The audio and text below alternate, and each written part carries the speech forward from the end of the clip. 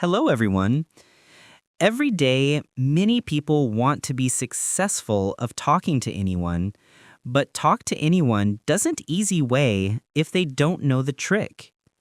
When I read the LOWNDES, I found the trick. Chapter 21. Encore.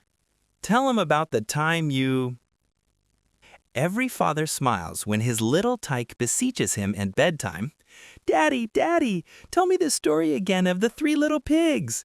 Or, "The dancing princesses," or "How you and Mummy met." Daddy knows Junior enjoyed the story so much the first time, he wants to hear it again and again. Junior inspires the following technique called encore, which serves 2 purposes. Encore makes a colleague feel like a happy dad, and it's a great way to give dying conversation a heart transplant. I once worked on a ship that had Italian officers and mostly American passengers. Each week, the deck officers were required to attend the captain's cocktail party. After the captain's address, in charmingly broken English, the officers invariably clumped together, yakking it up in Italian. Needless to say, most of the passengers' grasp of Italian ended at macaroni, spaghetti, salami, and pizza.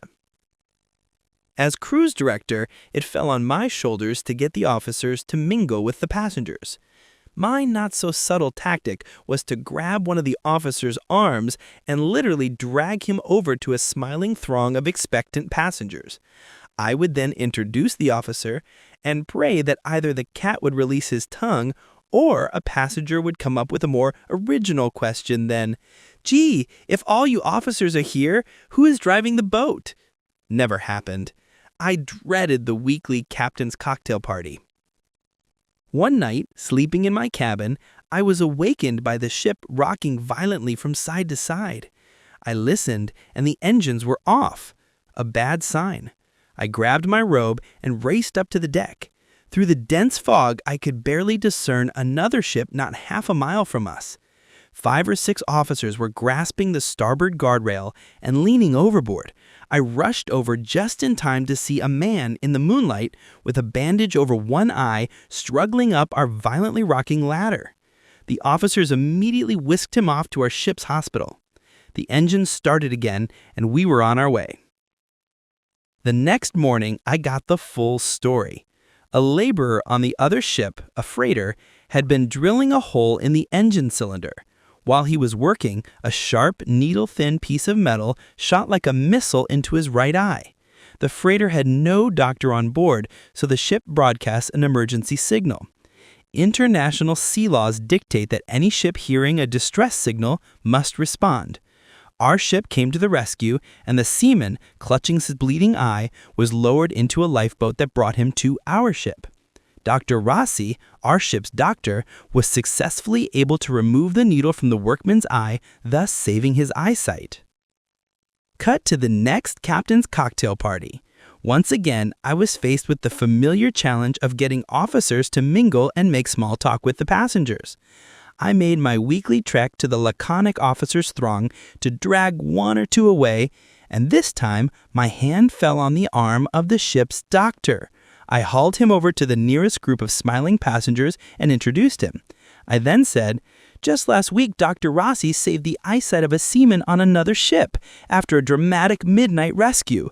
Dr. Rossi, I'm sure these folks would love to hear about it." It was like a magic wand. To my amazement, it was as though Dr. Rossi was blessed instantly with the tongues of angels.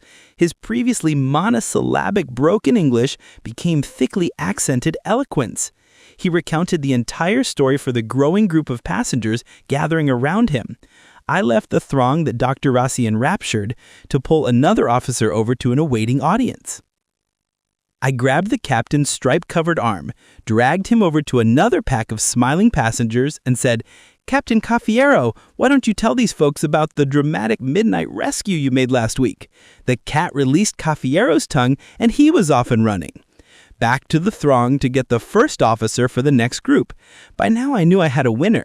"Signor Salvago, why don't you tell these folks how you awakened the captain at midnight last week for the dramatic midnight rescue?" By then, it was time to go back to extract the ship's doctor from the first bevy and take him to his next pack of passengers. It worked even better the second time.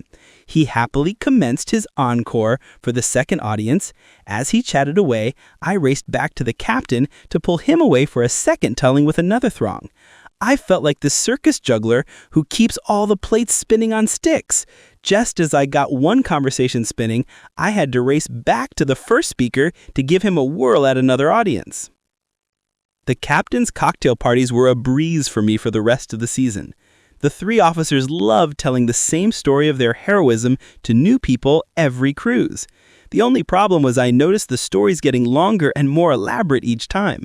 I had to adjust my timing in getting them to do a repeat performance for the next audience.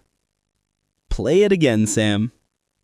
Encore is the word appreciative audiences chant when they want another song from the singer, another dance from the dancer, another poem from the poet, and in my case, another storytelling from the officers. Encore is the name of the technique you can use to request a repeat story from a prospect, potential employer, or valued acquaintance. While you two are chatting with a group of people, simply turn to him and say, "John, I bet everyone would love to hear about the time you caught that 30-pound striped bass." Or, "Susan, tell everyone that story you just told me of how you rescued the kitten from the tree." He or she will, of course, demur, insist. Your conversation partner is secretly loving it. The subtext of your request is, "That story of yours was so terrific, I want my other friends to hear it." After all, only crowd pleasers are asked to do encore. Technique 21. Encore. The sweetest sound a performer can hear welling up out of the applause is, "Encore, encore, let's hear it again."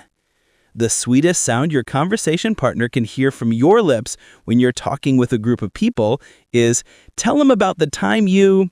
Whenever you're at a meeting or party with someone important to you, think of some stories he or she told you. Choose an appropriate one from their repertoire that the crowd will enjoy. Then shine the spotlight by requesting a repeat performance. One word of warning: make sure the story you request is one in which the teller shines. No one wants to retell the time they lost the sale, cracked up the car, or broke up the bar and spent the night in jail. Make sure the requested encore is a positive story where they come out the big winner, not the buffoon. The next technique deals with sharing some positive stories of your life. Chapter 22. Accentuate the positive. Endearing little flubs. Often people think when they meet someone they like, they should share a secret, reveal an intimacy, or make a confession of sorts to show they're human too. Airing your youthful battle with bedwetting, teeth grinding, or thumb-sucking, or your present struggle with gout or a goiter, supposedly endears you to the masses. Well, sometimes it does. One study showed that if someone is above you in stature, their revealing a foible brings them closer to you.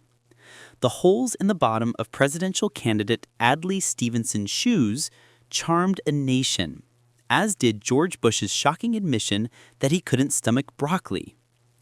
If you're on sure footing, say a superstar who wants to become friends with a fan, go ahead and tell your devotees about the time you were out of work and penniless.